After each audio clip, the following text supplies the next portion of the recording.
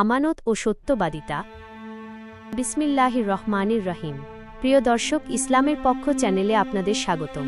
ইসলাম আমাদের শিখিয়েছে সুন্দর চরিত্র, আমানত রক্ষা এবং সবসময় সত্যের পথে চলতে। আজকের গল্পটি এমন একজন সাধারণ যুবককে নিয়ে, যার জীবনে এসেছিল এক চরম পরীক্ষা, আর সেই পরীক্ষায় সে উত্তীর্ণ হয়েছিল কেবল তার সততা এবং আল্লাহর ওপর অগাধ বিশ্বাসের জোরে। চলুন মূল গল্পে প্রবেশ করা যাক।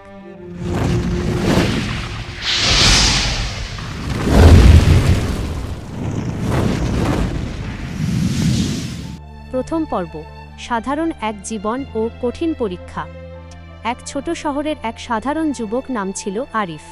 আরিফ খুব গরিব ছিল, কিন্তু তার ভেতরে একটি বড় গুণ ছিল, সে ভীষণ আমানতদার ও সত্যবাদী ছিল। মানুষ তাকে ভালোবাসত এবং বিশ্বাস করত। শহরের এক ধনাঢ্য ব্যবসায়ী ছিলেন হাজী সাহেব। ব্যবসার প্রয়োজনে তাকে প্রায় দূর দূরান্তে যেতে হতো। একদিন হাজী সাহেব একটি জরুরি সফরে যাওয়ার আগে আরিফকে ডেকে বললেন, বাবা আরিফ, আমার কাছে মানুষের কিছু আমানতের টাকা ও কিছু মূল্যবান স্বর্ণালঙ্কার আছে। আমি তো শহরে থাকব না, এগুলো তোমার কাছে জমা রাখলাম। তুমি এগুলো খুব যত্নে রাখবে এবং কেউ চাইতে এলে বুঝে দেবে। আরিফ হাসিমুখে বলল, চিন্তা করবেন না হাজী সাহেব, ইনশাআল্লাহ আপনার আমানত ঠিকমতো সুরক্ষিত থাকবে এবং যথাযথ সময়ে আমি তা ফেরত দেব। দ্বিতীয় পর্ব। হাজী সাহেব চলে যাওয়ার কিছুদিন পর আরিফের জীবনে নেমে এল চরম বিপর্যয়। তার একমাত্র মা গুরুতর অসুস্থ হয়ে পড়লেন। ডাক্তারের কাছে নিয়ে গেলে জানা গেল মায়ের অপারেশন করাতে হবে এবং তাতে অনেক টাকার প্রয়োজন। আরিফের ঘরে তখন এক মুঠো চাল কেনারও টাকা নেই। চোখের সামনে মা কষ্ট পাচ্ছেন, আর অন্যদিকে তার কাছে রয়েছে হাজী সাহেবের আমানতের সেই বিশাল সম্পদ। শহরের এক লোভী লোক, যার নাম ছিল করিম, সে কোনোভাবে জেনে গিয়েছিল আরিফের কাছে হাজী সাহেবের আমানত রাখা আছে। করিম আরিফের কাছে এসে কুপ্রস্তাব দিল, আরিফ, তোর তো এখন অনেক টাকার দরকার। মায়ের জীবন বাঁচাতে এই আমানতের কিছু অংশ বিক্রি করে দে। হাজী সাহেব তো আর এখনই ফিরে আসছেন না, কেউ জানতেও পারবে না। আরিফ প্রচণ্ড রেগে গেল এবং শক্ত কণ্ঠে বলল, করিম ভাই, মায়ের জীবন বাঁচানো ফরজ, কিন্তু মানুষের হক বা আমানত খিয়ানত করা কবিরা গুনাহ। আমি ক্ষুধায় মরে যাব, মায়ের চিকিৎসায় কষ্ট দেখব, তবুও আল্লাহর দেওয়া বিধানের খেলাপ করব না এবং খিয়ানত করব না। তৃতীয় পর্ব, আল্লাহর সাহায্য ও অলৌকিক মুক্তি। আরিফ ধৈর্য ধরল।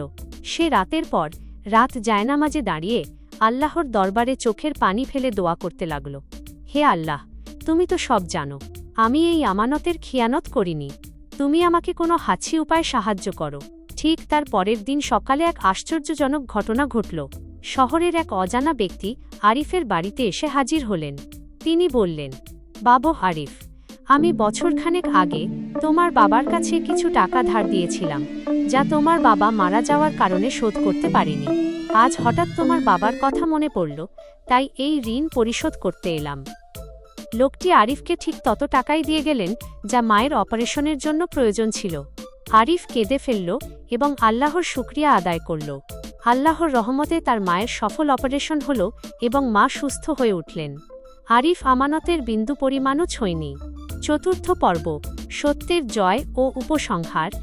এর কিছুদিন পর হাজী সাহেব সফর থেকে ফিরে এলেন। আরিফ ঠিক যেভাবে আমানত রেখেছিল, ঠিক সেভাবে পাই পাই হিসাব বুঝিয়ে দিল। হাজী সাহেব আরিফের সততা দেখে অবাক হয়ে গেলেন এবং তাকে জড়িয়ে ধরে কেঁদে ফেললেন। তিনি বুঝতে পারলেন, এই যুগে এমন আমানতদার যুবক পাওয়া মুশকিল। প্রিয় দর্শক, হাদিসে এসেছে, যার আমানতদারি নেই তার ঈমান নেই। দুনিয়ার সাময়িক বিপদ দেখে যারা সৎপথ থেকে সরে যায় তারা ক্ষতিগ্রস্ত হয়, কিন্তু যারা আল্লাহর ওপর ভরসা রেখে আমানত রক্ষা করে, আল্লাহ তাদের জন্য আসমান থেকে পথ খুলে দেন। আরিফের এই গল্প থেকে আমরা শিক্ষা পেলাম যে সততা ও আমানত রক্ষা করাই হল প্রকৃত মুমিনের পরিচয়।